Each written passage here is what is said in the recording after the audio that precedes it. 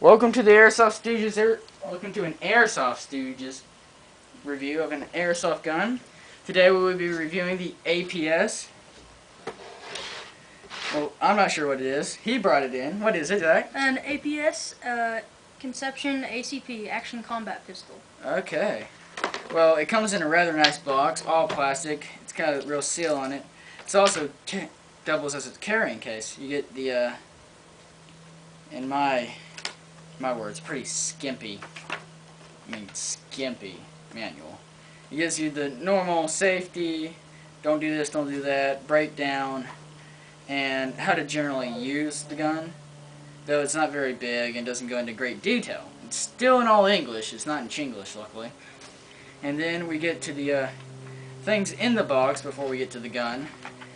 Alright, we'll get to this seal that you can put in your gun if you get to the seal that's in the mag, just in case you break the original one.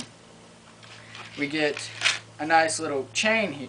Oh, the chain didn't come with it. But we get a nice little key here so we can unscrew your CO2 compartment and put more CO2 in. But I'm not going to do that for you because that is time consuming and very much a hassle, as much as putting this mag back on. Oh, okay. Yeah. Well, as you can see, the real owner of this gun is right here. Alright, so we get to the ACP, which is of course a CO2 gun and is allowed at only certain fields. And it's a metal upper frame and a metal upper frame and a lower polymer frame with the mag release right here functioning rather well. It's a full metal mag with how many rounds capacity? 22 actually. 22 rounds capacity and 12 gram CO2 cartridges.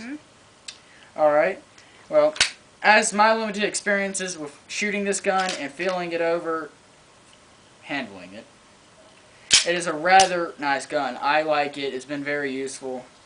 I don't own it, as I've said, but as my limited experience, it's held together, done quite well, and it's full metal upper receiver, full metal internals. The breakdown is as normal on a Glock right here, and it has the safety like on the trigger, right there. And it's not a double action, it's a very, very short trigger pull. It's around, how much FPS, Zach? It's actually around 275 to 300. It gets fairly good range, around 100 to 120 feet of range for accuracy. Of course, you can shoot farther, but you'd just be spraying by that point. Just, hey, look, I got them! Oh, wait, the BB curved. It doesn't work like that, so overall, I think it's very good. One thing I forgot to mention is you do get a tiny unjamming rod, which is really good. Clean your gun, unjam it if you need to. You can use just larger unjamming rods, but this one, very useful for pistols of all types.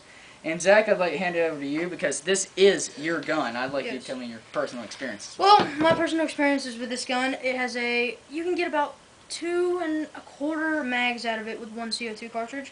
It shoots very, very well with two hands, of course, with one hand, the blowback on it.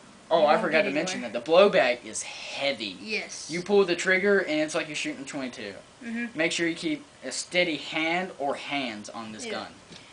From what I've known from other people who've had this gun, the trigger spring inside of it is very weak, so don't pull the trigger too fast because it will break, and that's a big downside. Another downside, it doesn't have a barrel on it where you can put a silencer on it. No threaded barrels. Yeah, no threaded barrels whatsoever.